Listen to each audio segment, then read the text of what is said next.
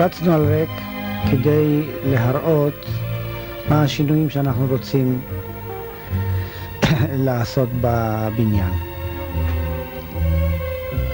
התערוכה רוצה להקיף, אפשר לומר, את כל שטחי חיינו.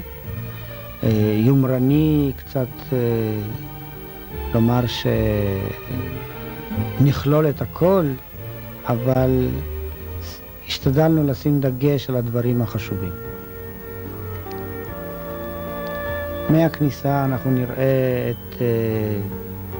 נראה פינת הגליל המערבי, נראה את שער שנקרא לו היו.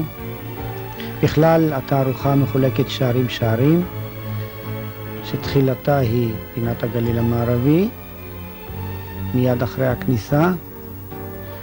לאחר מכן היו, אותם הזמנים שעברנו, ואנחנו עוברים פנימה אל השער השני, שנקרא מאין באנו, ערימה של מזוודות, ועוברים לדמוקרטיה ולמערכת הארגונית.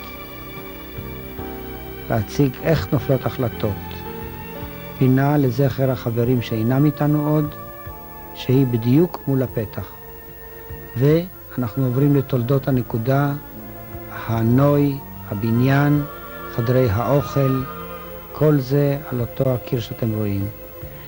ומגיעים אל השירותים שמהם בחרנו להתמקד על הקומונה ולתת עליה תדגישים. אתנחתא קטנה, מי שרוצה יוכל לשבת ולראות גלגל שקופיות מחגים, מועדים, שמחות.